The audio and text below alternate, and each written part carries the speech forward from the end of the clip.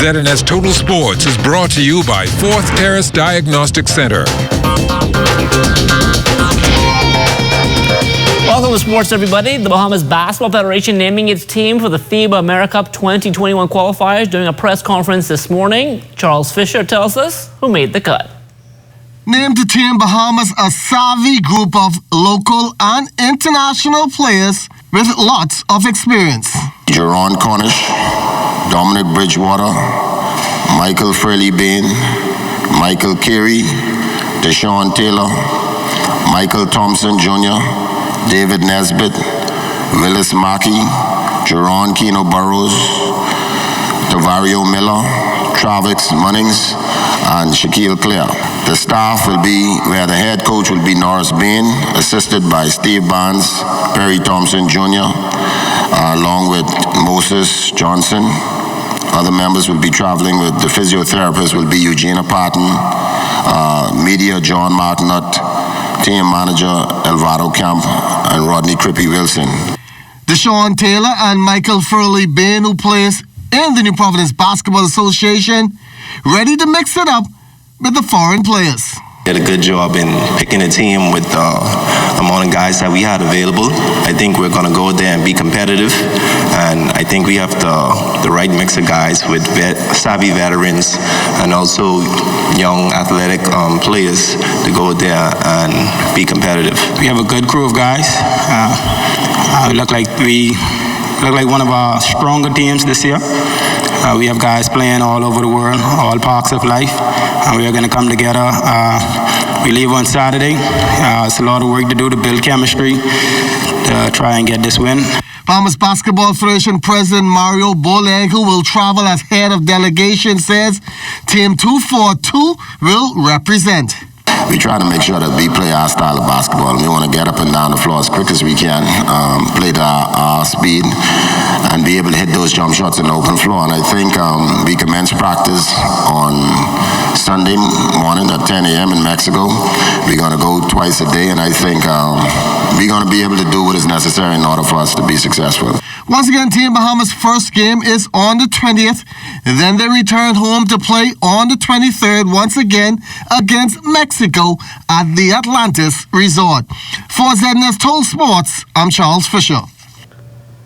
Now, Buddy Hield not able to compete for Team Bahamas this time around with the NBA season in full swing. The Sacramento Kings playing their final game last night before the All-Star break. Buddy finishing up with a side-high 22 points to go along with 9 rebounds in a 130-111 loss to the Dallas Mavericks.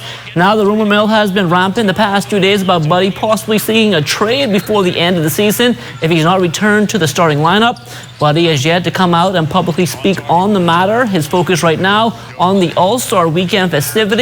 While he's looking forward to competing in the three-point contest, he's just as excited for the overall experience.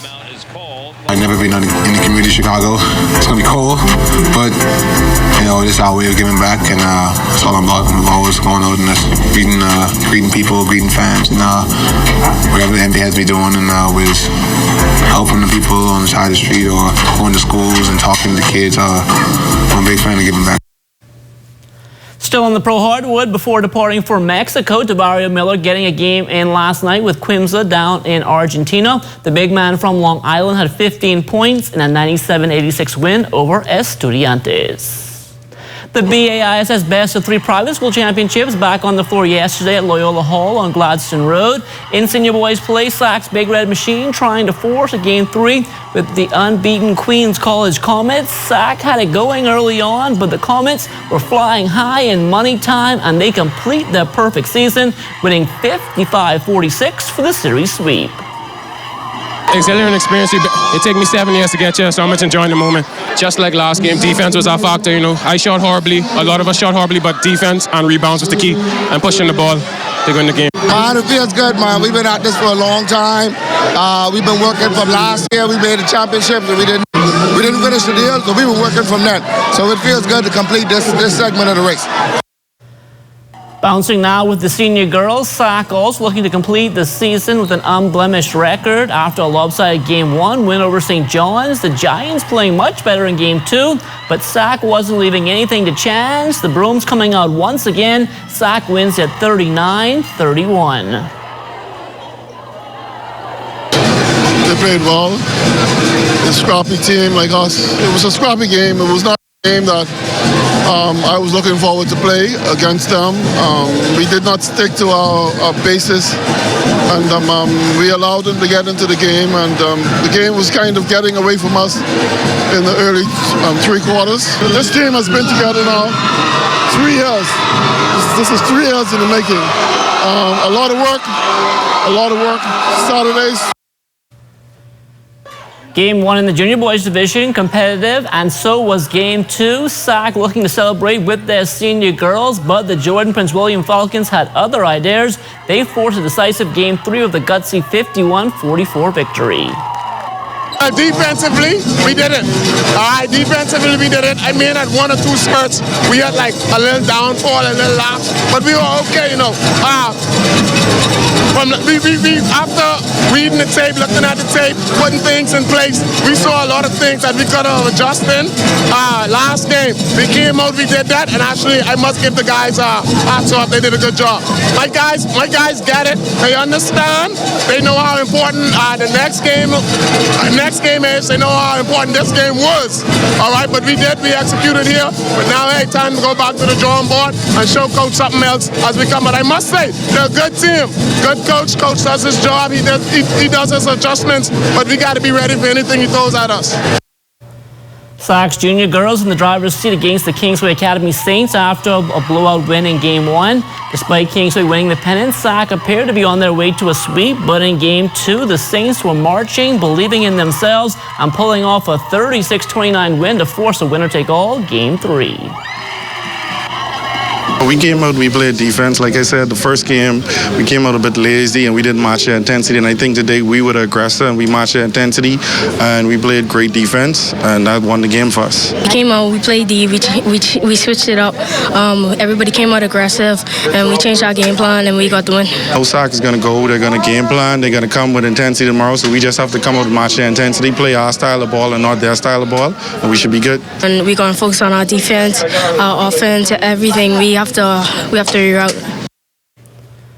Now those 2 Game 3s on the floor today. The junior girls needing double overtime to decide a winner. Kingsway completing the backdoor sweep, taking down SAC 47-44. The junior boys on court as we speak. At last check, Prince Will are big in the third quarter. We'll have highlights coming up for you tomorrow.